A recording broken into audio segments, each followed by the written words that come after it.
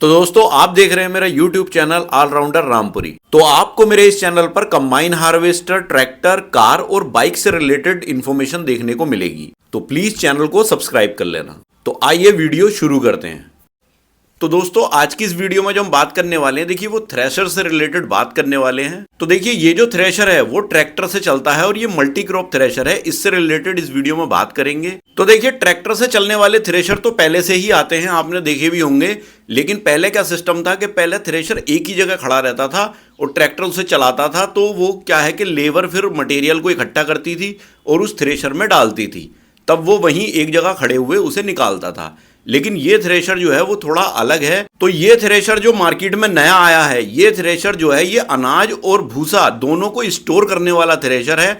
और सबसे अच्छी बात क्या है कि ये खेत में चलता भी रहता है, मतलब एक जगह खड़ा नहीं रहता खेत में। आप इसे कहीं भी ट्रैक्टर के साथ लेकर के घूम सकते हो। तो वैसे तो इसे बहुत सारी कंपनीज बना रही हैं, अलग अलग नेम से अलग अलग कंपनी इस थ्रेशर को बना रही हैं। तो दोस्तों वैसे तो YouTube पे इस थ्रेशर से रिलेटेड जो फीचर्स वगैरह की वीडियोस हैं वो बहुत सारी पड़ी हुई भी हैं और आपने देख भी रखी होंगी। और ज्यादातर वीडियोस में जो इसके फीचर्स हैं और इसकी तारीफ के अलावा कोई अलग से कोई बात नहीं बताते लोग, बस तारीफ ही तारीफ करते रहते हैं कि ये ऐसा है, ये ऐसा है, ये थ्रेशर ऐसा है। तो देखिए ज्यादातर भाई जो है इस थ्रेशर को अगर जो परचेज करेंगे तो देखिए वो बिजनेस पर्पस के लिए परचेज करेंगे, अपने पर्सनल वर्क के लिए तो इतना महंगा थ्रेशर या इतना बड़ा थ्रेशर कोई भी नहीं लेगा। तो मुझे ऐसा लगता है कि इसके फायदे और नुकसान मतलब सब कुछ इसका बताना चाहिए, जिससे कि कोई भी भाई आपकी वीडियो देखकर फंसे ना। तो दोस्तों हमारी ये वीडियो देखिए कुछ अलग हटके होने वाली है। हम इस वीडियो में इसकी A to Z सच्चाई बताएंगे। और सच्चाई इसलिए बताएंगे क्योंकि देखिए बहुत से भाई जो है विश्वास करते हैं, भरोसा है भाइयों का मेरे ऊपर। तो मुझे सच्चाई बतानी बहुत जरूरी है, जिससे कि कोई भी भाई किसी की भी वीडियो देख करके वो फंसे ना। तो वीडियो में लास्ट तक बने रहें। तो दोस्तों सबसे पहले तो मैं एक चीज बता दूं आपको कि ये जो ट्रैक्टर से चलने वाला मल्टी क्रॉप थ्रेशर है, इसे कंपनी ने जो बनाने की कोशिश की है वो एक तरह से कंबाइन हार्वेस्टर के कंसेप्ट पर बनाने की कोशिश की है। इसके अंदर जो है देखिए ओगर भी देखने को मिलता है, ग्रेन टैंक भी देखने को मिलता है और भूसे का टैंक भी देखने को मिल रहा है। प्लस इसमें फीडर भी दिया है, जैसे कंबाइन हार्वेस्टर में फीडर होता है ऐसे इसके अंदर फीडर भी दिया है।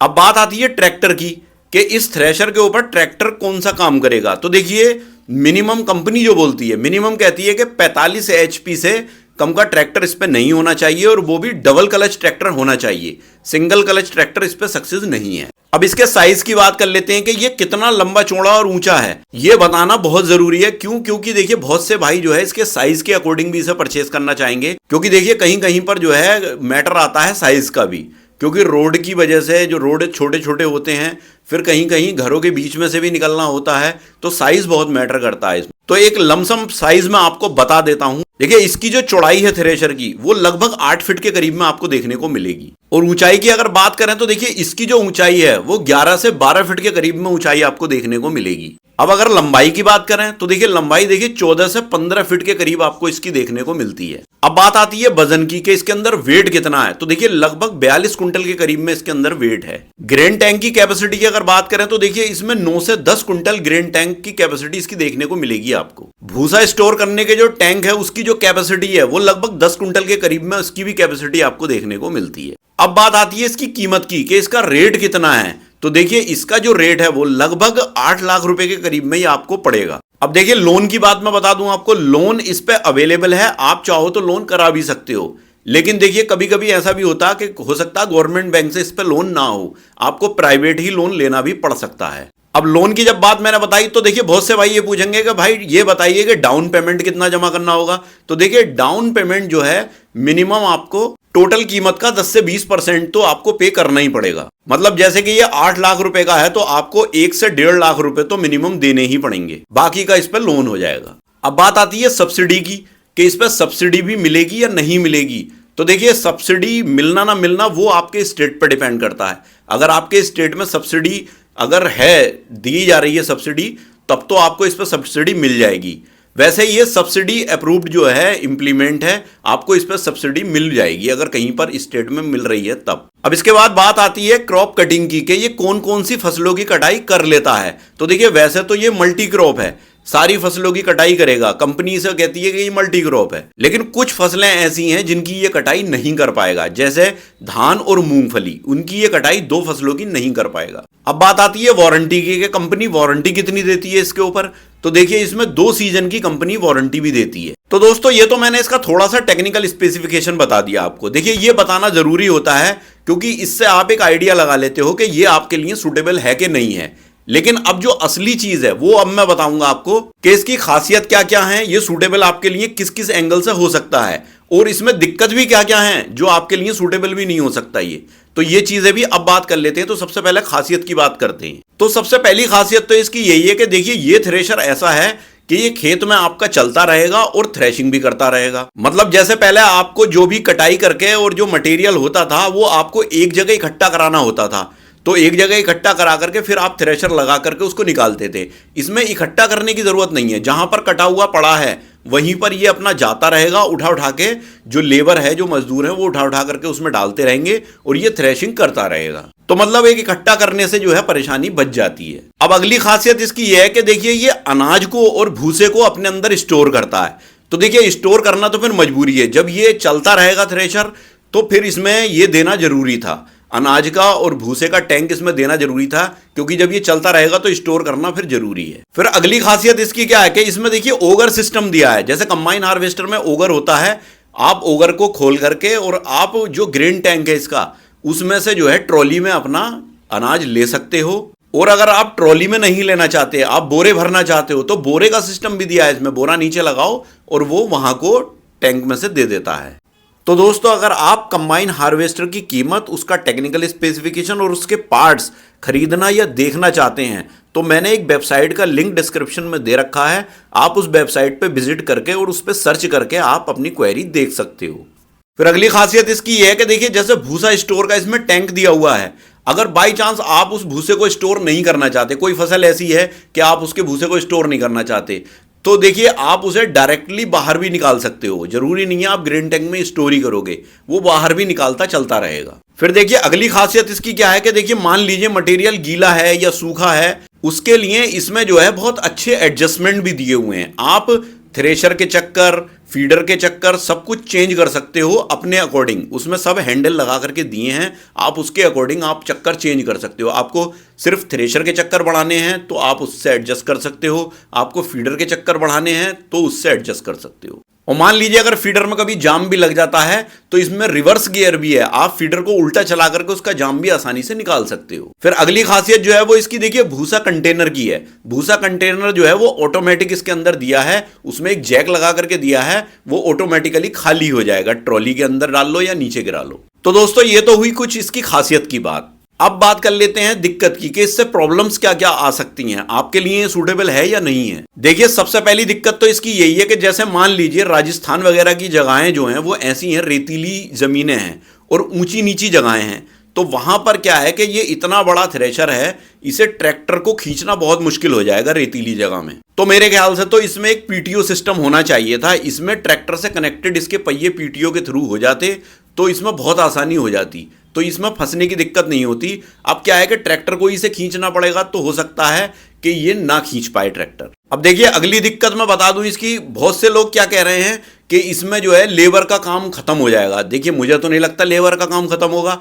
लेबर का काम, कटाई का काम जो है वो भी लेबर करके ही देगी, प्लस इसमें उठा उठाकर जो डालेगी वो भी लेबर ही डालेगी। तो लेबर का तो काम इसमें खत्म नहीं होता, लेबर की तो इसमें वैसे भी जरूरत पड़ रही है।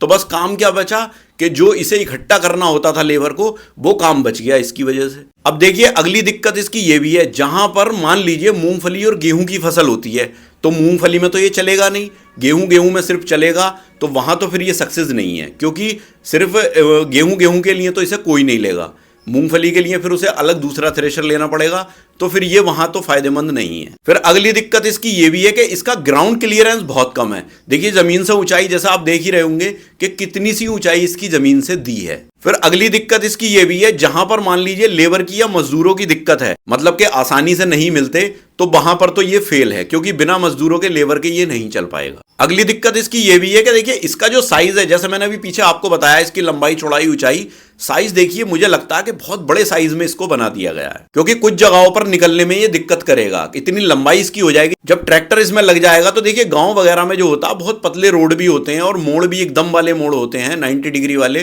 तो उन मोड़ों पे तो इसे मुड़ने में ही दिक्कत हो जाएगी। फिर अगली दिक्कत जो है वो इसकी ये है कि देखिए इसके जो रिव्यू आए हैं, जो लोग इसे यूज कर रहे हैं, उन्होंने मोस्टली यही कहा है कि जो ढंग से ठीक से फसलें निकालता है ये बस 2-3 फसलों को ही ढंग से निकाल पाता है, बाकी कहने का मल्टी क्रॉप है ये, मतलब ठीक से फसलों को नहीं निकाल पाता, बस 2-3 फसलों को छोड़ करके।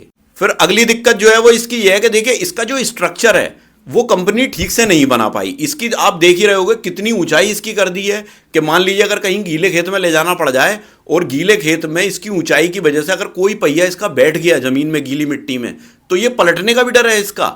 देखिए ज्यादा गहरे गड्ढे में अगर एक तरफ को हो गया तो भी पलट सकता है, क्योंकि इसकी ऊंचाई इतनी है। और फिर वजन के काम सारे ऊपर है, मान लीजिए ग्रेन टैंक भी फुल है और भूसे का टैंक भी फुल है और खेत गीला है तो हो सकता है पलट भी सकता है ये। तो दोस्तों अब अगली दिक्कत जो है वो इसकी ये है कि देखिए ये जो बनाया गया है, जैसे कंबाइन हार्वेस्टर थ्रेशिंग करती है, कंबाइन हार्वेस्टर भी सब में घूमती रहती है, उसके अंदर भी ग्रेन टैंक होता है, और अगर भूसे वाली से आप निकलवा रहे हो तो उसके अंदर ट्रॉली लग के वो भी इस काम को कर सकती है कंबाइन हार्वेस्टर भी।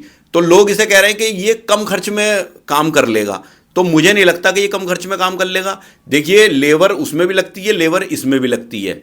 तो लेबर क्या है कि पहले तो लेबर इसकी कटाई करेगी प्लस उसे वो निकालेगी, तो बस थोड़े बहुत डीजल का ही अंतर आएगा, लगभग बराबर ही खर्च आ जाएगा कंबाइन हार्वेस्टर के बराबर ही, क्योंकि थ्रेशर का खर्च जो है वो इतना ही आ जाएगा इसका भी। भाई ट्रैक्टर में और कंबाइन हार्वेस्टर में ज़्यादा शायद 2-3 लीटर का अंतर आ जाएगा, तो इतना बड़ा अंतर तो इसमें है नहीं, फिर इतने बड़े सिस्टम को लेने का कोई मतलब नहीं रह जाता। अब अगली दिक्कत क्या है इसकी कि कहने को तो कंपनी ये बोल रही है कि मिनिमम 45 HP के ट्रैक्टर से ये चल जाता है, 45 HP का ट्रैक्टर सर आराम से चलाता है, लेकिन देखिए मुझे नहीं लगता ऐसा कि ये 45 HP का ट्रैक्टर से चला पाएगा।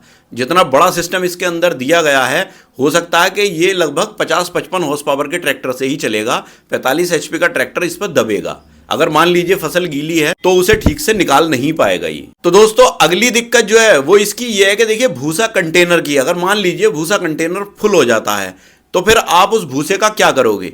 मान लीजिए भूसा आपको खाली करना है और अभी जो थ्रेशिंग बची है वो अभी और निकालनी है आपको, तो अब कंटेनर खाली करना पड़ेगा आपको। तो खाली कहाँ करोगे, या तो उसे खेत में डालोगे, तो खेत में जब डालोगे तो उसे फिर आपको ट्रॉली में भर के अपने घर पे ले जाना पड़ेगा, और जब घर पे ले जाना पड़ेगा तो आपको फिर लेबर की जरूरत भी पड़ेगी और दूसरा ट्रैक्टर ट्रॉली भी लाना पड़ेगा। भाई ऐसा तो है नहीं कि कंटेनर फुल हो गया ये आपके घर पे चला जाएगा और उतार के फिर आ जाएगा, ये तो पॉसिबल नहीं है, आपको अलग से तो ये काम बढ़ गया इसका। तो अगर इसमें ट्रॉली अगर पीछे लगी हुई होती तो ये फिर सक्सेस हो जाता, क्योंकि बिना ट्रॉली के तो फिर ये बेकार है। इसमें जो भूसा टैंक है वो ऊपर लगा दिया है, इस पर ट्रॉली पीछे लगी हुई होती तो फिर ये सिस्टम सक्सेस हो सकता था। उस ट्रॉली को हटाओ और अपने ट्रैक्टर में जोड़ करके अपने घर ले जाओ जहां पर भी आपको उतारना है। तो फाइनली दोस्तों इस वीडियो में हमने आपको सारी सच्चाई इसकी बता दी कि इसके साथ आपको क्या क्या प्रॉब्लम भी हो सकती हैं। अब ये आपके ऊपर डिपेंड करता है, क्योंकि देखिए हर जगह का सिस्टम अलग अलग होता है, तो आप अपने हिसाब से जो है डिसाइड कर लेना कि ये आपको लेना चाहिए या नहीं लेना चाहिए। और देखिए मेरा तो यही कहना है कि देखिए काफी सोच समझकर देखभाल कर ही अपना पैसा लगाना है इसमें। तो दोस्तों इससे रिलेटेड अगर आपकी कोई भी क्वेरी या सजेशन है मेरे लिए तो आप मुझे कमेंट बॉक्स में कमेंट कर सकते हो।